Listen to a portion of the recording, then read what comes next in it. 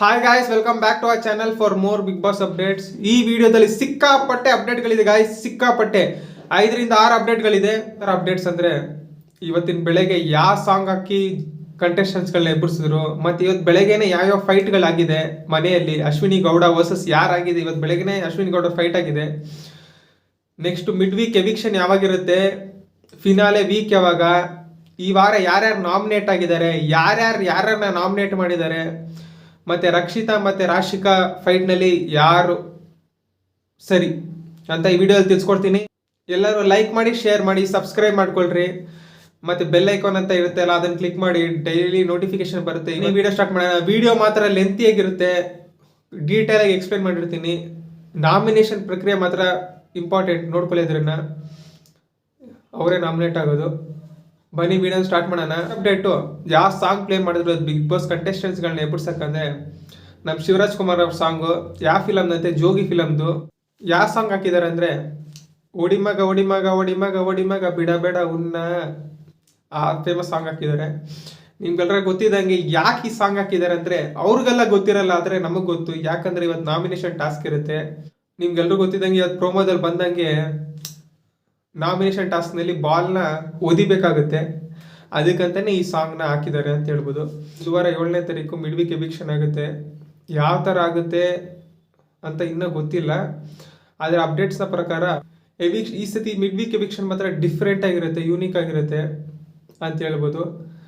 ನಮಗೆ 7ನೇ ತಾರೀಕು ಬುಧವಾರ ಆದರೆ ನಮ್ಗೆ ಗುರುವಾರ ತೋರಿಸ್ತಾರೆ.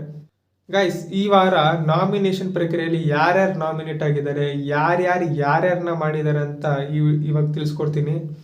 ಇವತ್ತಿನ ಫಸ್ಟ್ ಪ್ರೋಮೋದಲ್ಲಿ ತೋರಿಸ್ದಂಗೆ ಶಾಕಿಂಗು, ಗಿಲ್ಲಿ ಅವರು ರಘು ಅವ್ರನ್ನ ನಾಮಿನೇಟ್ ಮಾಡಿದ್ದಾರೆ. ಯಾವ ವಿಷಯಕ್ಕೆ ಅಂತ ಗೊತ್ತಿಲ್ಲ. ಐ ಥಿಂಕ್ ಸೊ ನಾಮಿನೇಷನ್ ಆಗಿರಲಿ, ಕಳಪೆ ಆಗಿರಲಿ, ನನ್ನ ಹೆಸರು ತೊಗೊತವ್ರೆ ಆ ವಿಷಯದಲ್ಲಿ ಇರ್ಬೋದು, ಇಲ್ಲ ಗೇಮ್ ಕಮ್ಮಿ ಆಗ್ತೈತೆ ಅಂತ ಇರ್ಬೋದು, ಆ ವಿಷಯದಲ್ಲಿ ಇರ್ಬೋದು. ಆದರೆ ಒಟ್ಟಿನಲ್ಲಿ ಗಿಲ್ಲಿ ಅವರು ರಘು ಅವ್ರನ್ನ ನಾಮಿನೇಟ್ ಮಾಡಿದ್ದಾರೆ. ಇನ್ನು ಸೆಕೆಂಡ್ ಬರೋದಾದ್ರೆ ರಕ್ಷಿತಾ ಅವರು ಅಶ್ವಿನಿ ಅವ್ರನ್ನ ನಾಮಿನೇಟ್ ಮಾಡಿದ್ದಾರೆ.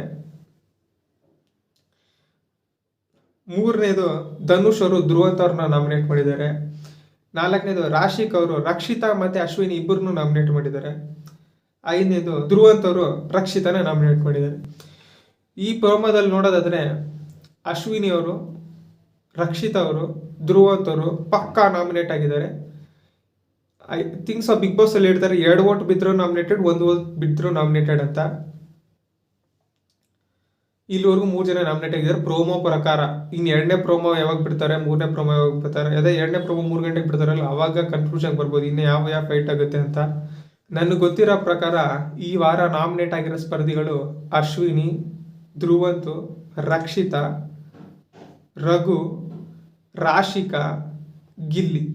ಈ ವಾರ ಯಾರು ಸೇವ್ ಆಗಿದ್ದಾರೆ ಅಂದರೆ ಧನುಷ್ ಮತ್ತು ಕಾವ್ಯ ಇಬ್ಬರು ಕಂಟೆಸ್ಟೆಂಟ್ಗಳು ಸೇವ್ ಆಗಿದ್ದಾರೆ ಅಂತ ಹೇಳ್ಬೋದು. ಅಕಸ್ಮಾತ್ ಏನಾದ್ರು ಸ್ಪೆಷಲ್ ಪವರ್ ಏನಾದ್ರು ಸಿಕ್ಕಿದ್ರೆ ಸೇವ್ ಮಾಡೋದಕ್ಕೆ ಧನುಷ್ ಅವರು ಕಾವ್ಯನ ಸೇವ್ ಮಾಡ್ಬೋದು. ಇಲ್ಲಾಂದರೆ ಧನುಷ್ ಮತ್ತು ಕಾವ್ಯ ಇಬ್ಬರೇ ಸೇಫ್ ಆಗಿರೋದು.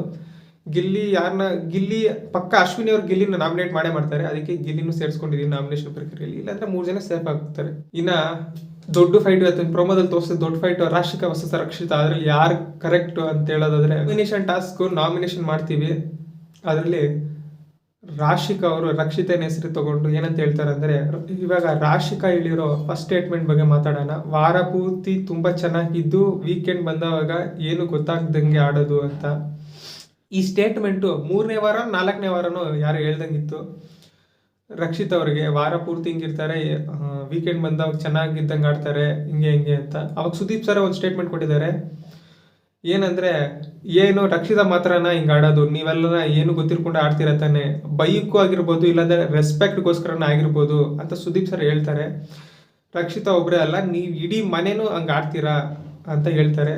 ಇದಕ್ಕೆ ಕ್ಲಾರಿಫಿಕೇಶನ್ ಸುದೀಪ್ ಸರೇ ಕೊಟ್ಟಿದ್ದಾರೆ. ಇನ್ನು ಸೆಕೆಂಡ್ ಸ್ಟೇಟ್ಮೆಂಟ್ ಏನಂದರೆ, ಆಚೆ ಕಡೆಯವ್ರಿಗೂ ಗೊತ್ತಾಗಿದೆ ಮತ್ತು ನಮ್ಮ ಮನೆಯವ್ರಿಗೂ ಗೊತ್ತಾಗಿದೆ ನೀವೆಷ್ಟು ಮ್ಯಾನ್ಯುಪ್ಯುಲೇಟು ಮತ್ತು ನಾಟಕ ಅಂತ ಈ ಬಿಗ್ಗೆಸ್ಟ್ ಸ್ಟೇಟ್ಮೆಂಟ್ ಕೊಟ್ಟಿದ್ದಾರೆ ರಾಶಿಕ್ ಅವರು. ನಿಮ್ಗೆಲ್ರೂ ಗೊತ್ತಿದೆ, ಕಾವ್ಯ ಫ್ಯಾಮಿಲಿ ಬಂದವಾಗ ಗಿಲ್ಲಿಯವ್ರ ಬಗ್ಗೆ ಮಾತಾಡಿದ್ದಕ್ಕೆ, ಜಸ್ಟ್ ಗಿಲ್ಲಿಯವ್ರ ಬಗ್ಗೆ ಫ್ರೆಂಡ್ಸ್ ಆಗಿರು, ಅವ್ನು ಯಾಕೆ ನಾಮಿನೇಟ್ ಮಾಡ್ತಾ ಇದೆಯಾ ಅಂತ ಹೇಳಿದ್ದಕ್ಕೆ ಮನೆಯಿಂದ ಆಚೆ ಕಳಿಸಿದ್ರು. ಸುದೀಪ್ ಸರ್ ಏನಂತ ಸ್ಟೇಟ್ಮೆಂಟ್ ಕೊಟ್ಟರು, ಇನ್ನು 2-3 ಸ್ಟೇಟ್ಮೆಂಟ್ ಜಾಸ್ತಿ ಹೇಳಿದ್ರು ಕಾವ್ಯರು ಆಚೆ ಹೋಗ್ತಾ ಇದ್ರು ಅಂತ ವಾರದ ಕತೆ ಕಿಚ್ಚನ ಜೊತೆಲಿ ಹೇಳಿದರು.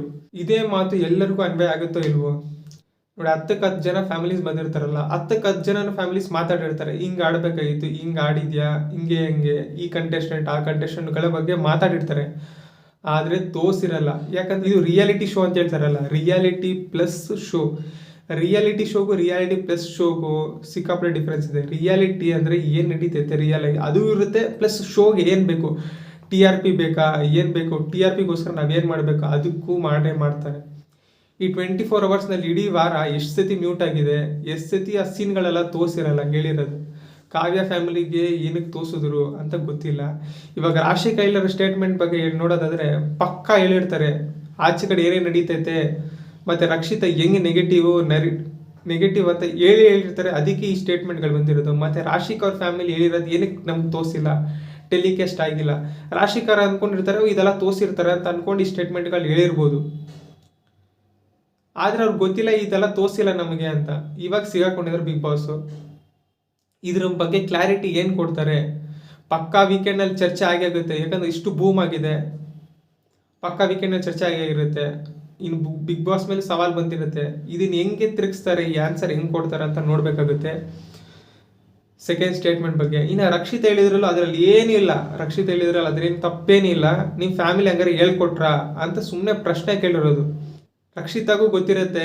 ಇನ್ನು ಸ್ಯಾಟರ್ಡೆ ಎಪಿಸೋಡ್ನಲ್ಲಿ ಕಾವ್ಯ ಅವ್ರ ಬಗ್ಗೆ ಸುದೀಪ್ ಅವ್ರು ಏನು ಹೇಳಿದ್ರು ಅಂತ, ಜಸ್ಟ್ ಮಿಸ್ಸು ಎವಿಕ್ಷನ್ಗೆ ಹಿಂಗೆ ಅಂತ ಹೇಳಿದ್ರಲ್ಲ, ಅದು ತಲೆಗೆ ಬಂದಿರುತ್ತೆ.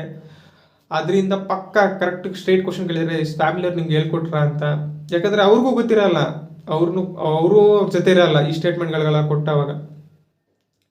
ಎಲ್ಲ ಖುಷಿ ಇವಾಗ ಬಂದಿದೆ. ಅದು ಹೋದ ವಾರನೇ ಹೇಳಿದ್ರೆ, ಹೋದ ವಾರ ನಾಮಿನೇಷನ್ ಪ್ರಕ್ರಿಯೆ ಹೇಳಿದರೆ ಏನು ಅಂತ ಹೇಳ್ಬೋದು. ಒಂದು ವಾರ ಬಿಟ್ಟು ಈ ವಾರ ನಾಮಿನೇಷನ್ ಪ್ರಕ್ರಿಯೆ ಹೇಳಿದಾರೆ ಅಂದರೆ ಯಾಕೋ ಡೌಟ್ ಬರ್ತೈತೆ. ನಿಮ್ಗೆಲ್ಲರೂ ನೋಡಿದಂಗೆ ಪ್ರೋಮೋದಲ್ಲಿ ತೋರಿಸಿದಂಗೆ ರಾಶಿಕ್ ಅವರು ರಕ್ಷಿತಾನ ಫಿಸಿಕಲ್ ಆಗಿ ಹೊಡಿಯಕ್ಕೆ ಹೋಗಿದ್ರು. ಇದ್ರ ಬಗ್ಗೆ ಏನು ಆಚೆ ಡೈರೆಕ್ಟ್ ಎವಿಕ್ಷನ್ ಮಾಡ್ತಾರಾ ಇಲ್ವಾ ಅಂತ ನೋಡೋಣ ಬನ್ನಿ. ಇವಾಗ ಗೊತ್ತಿರೋ ಪ್ರಕಾರ ರಾಶಿಕ್ ಅವರು ಚೆನ್ನಾಗಿ ಆಡ್ತಾಯಿದ್ರು, ಹೋದ ವಾರ ಉತ್ತಮ ಸಿಕ್ಕಿದ್ದಿಲ್ಲ. ಈ ಸತಿ ಇದ್ರಾಗ ವಾಪಸ್ ನೆಗೆಟಿವ್ ಆಗಕ್ಕೆ ಹೋಗ್ತಾರೋ ಪಾಸಿಟಿವ್ ಆಗ್ತಾರೋ ಗೊತ್ತಿಲ್ಲ. ಈ ಥರ ಮಾಡಿದ್ರೆ ಪಕ್ಕ ಎವಿಕ್ಷನ್ನಲ್ಲಿ ಧ್ರುವ ಅಂತಿಲ್ಲ ರಾಶಿಕಾ, ಇಬ್ಬರಲ್ಲಿ ಪಕ್ಕ ರಾಶಿಕ್ ಅವ್ರು ಹೋಗ್ತಾರೆ. ನೋಡೋಣ ಬನ್ನಿ ಏನಾಗುತ್ತೆ.